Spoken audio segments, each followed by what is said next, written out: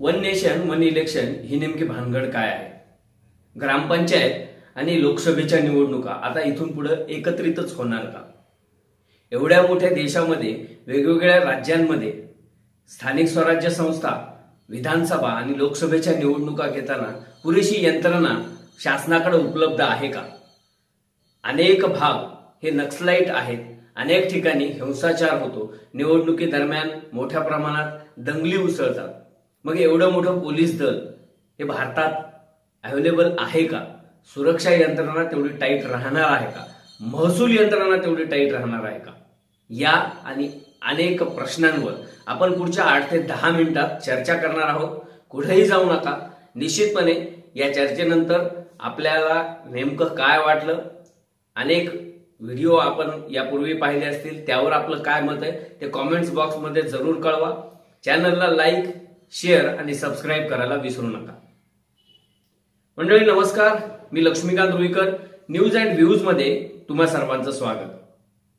एक 3-4 दिवसापासून देशामध्ये वन नेशन वन इलेक्शन हा विषय सध्या मोठ्या चर्चेत आहे.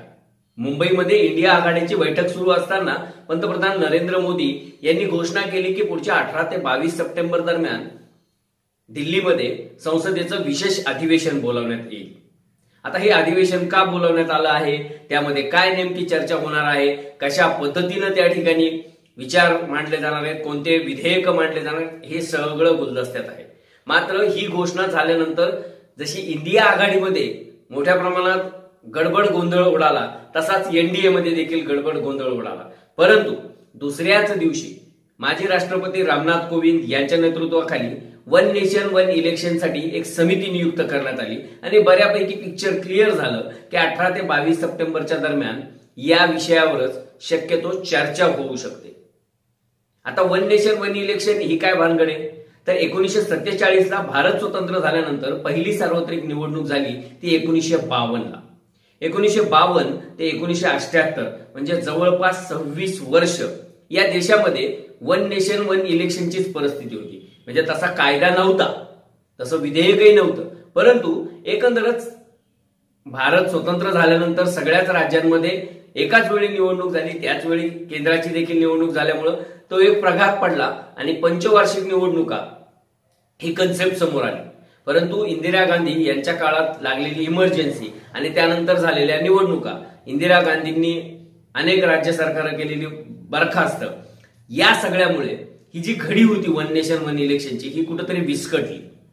त्यानंतर 1983 ला केंद्रीय निवडणूक आयोगानं असं त्यांच्या वार्षिक अहवालामध्ये म्हटलं की वन नेशन वन इलेक्शनवर विचार करायला हरकत नाही. 1999 ला तत्कालीन वाजपेयी गव्हर्नमेंटने देखील यावर चर्चा व्हावी असं मत मांडलं होतं. त्यानंतर 2011 ला लालकृष्ण अडवाणी असतील, 2018 ला लॉ कमिशन असेल किंवा निवडणूक आयोग असेल, या सगळ्यांनीच या गोष्टीवर आग्रह धरला. अखेर 2019 नंतर पुन्हा एकदा केंद्रामध्ये मोदी सरकार सत्तेवर आलं आणि मोदींनी त्या दृष्टीनं हालचाली सुरू केल्या. मात्र त्याला मूर्त स्वरूप आलंच नव्हतं. आता मात्र रामनाथ कोविंद यांच्या नेतृत्वाखाली जी समिती नियुक्त केलेली आहे त्या समितीचा अहवाल 2-3 महिन्यात प्राप्त होईल. त्या समिती समोर सगळ्या राजकीय पक्षांची मतं विचारात घेतली जातील.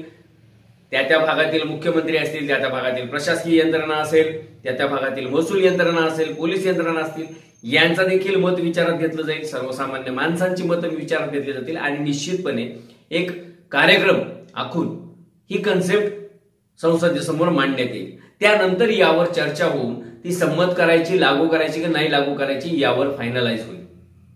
नेमकी ही कन्सेप्ट आहे काय? तर 1952 पासून ते 2019 पर्यंत देशामध्ये 32-34 जेवढी काही राज्ये, कुठं ना कुठं कधी ना कधीतरी म्हणजे प्रत्येक राज्यामध्ये कुठं ना कुठं तरी ग्रामपंचायत, नगरपालिका, महापालिका, जिल्हा परिषदा किंवा विधानसभा, लोकसभेच्या निवडणुका, पोटनिवडणुका सुरूच असतात. आता एक निवडणूक एका राज्यामध्ये जर का विधानसभेची घ्यायची म्हटलं तर दिल्ली सारखं छोटं राज्य असो की उत्तर प्रदेश सारखं अगदी बिग शॉट असलेलं राज्य असो, किमान 200 ते 250 कोटी रुपये आणि जास्तीत जास्त 1000 ते 1200 कोटी रुपये निवडणुकीवरचा खर्च येतो. म्हणजे एका राज्यामध्ये 1000 कोटी रुपये जर का लागणार असतील, तर देशामध्ये जर का लोकसभेची निवडणूक घ्यायची असेल तर 2019चा खर्चाचा आकडा हा 5 ते 8,000 कोटीच्या घरात आहे. एवढ्या मोठ्या प्रमाणात जर का पैसा खर्च होणार असेल, वेळ खर्च होणार असेल, तेवढं मनुष्यबळ जर का लागणार असेल, तर या सगळ्या निवडणुका एकत्रित जर का घेतल्या तर त्याचा निश्चितपणे फायदा होईल. ही कन्सेप्ट पुढे आल्यानंतर मोदी सरकारनं आता त्यावर अंमलबजावणी करण्याबाबत पावलं टाकायला सुरुवात केली. ग्रामपंचायत पासून ते जिल्हा परिषदापर्यंत स्थानिक स्वराज्य संस्थांच्या निवडणुका ह्या राज्य आणि विधानसभा आणि लोकसभेच्या सोबत घ्यायच्या का नाही यावर मतमतांतर होतील. त्याचा अधिकार हा त्या राज्यांनाही दिला जाऊ शकतो. पण एक गोष्ट निश्चित आहे, विधानसभा आणि लोकसभेच्या निवडणुका या मात्र एकत्रित होऊ शकतात. आणि तसं झालं तर 4 महिन्यापूर्वी कर्नाटकची जी निवडणूक झाली त्या ठिकाणी काँग्रेसचं सरकार आलंय. ते सरकार म्हणजेच काँग्रेस पक्ष याला समर्थन देणार का? किंवा पुढच्या 4 महिन्यात राजस्थान, मध्य प्रदेश, छत्तीसगड या राज्यांच्या निवडणुका आहेत, ती राज्य या कन्सेप्टला संमती देणार का? ऑक्टोबर-नोव्हेंबर 2024 मध्ये महाराष्ट्रासारख्या मोठ्या राज्याच्या विधानसभेची निवडणूक आहे, मग त्या निवडणुका मुदतपूर्व घेतल्या जाणार का? एक ना अनेक प्रश्न आहेत. आता या प्रश्नांची उत्तरं सध्या तरी कुणाकडेच नाहीये.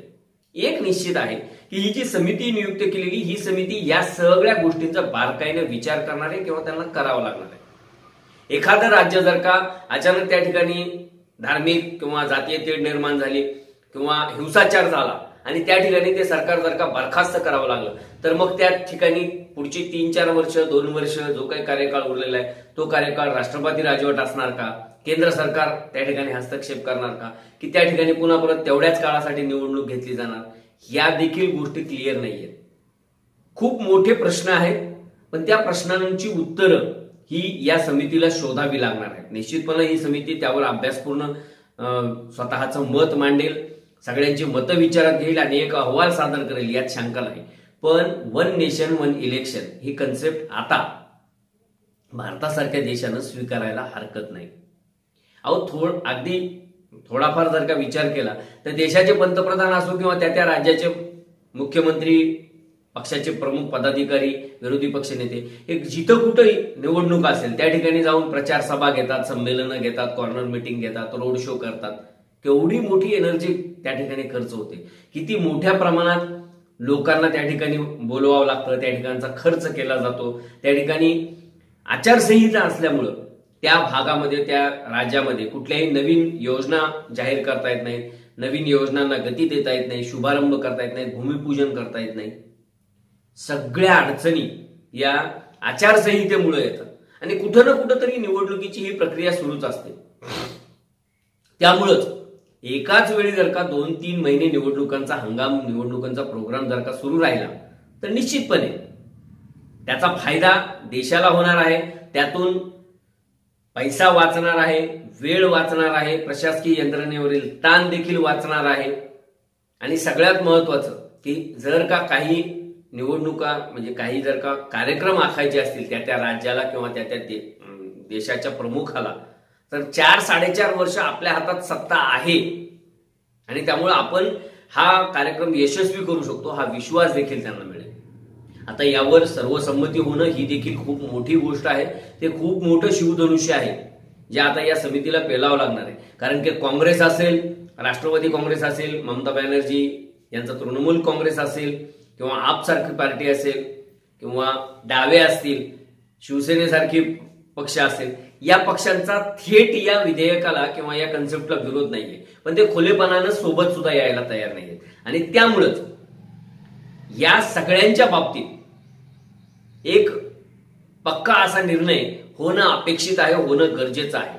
जर का 1 नेशन 1 इलेक्शन झालं तर त्यामधून स्थानिक स्वराज्य संस्था निवडणुका वगळल्या तरी फारसा काही अडचण येणार नाही. कारण तो त्या राज्यापुरता, त्या जिल्ह्यांपुरता, त्या महसुली विभागापुरता विषय असतो.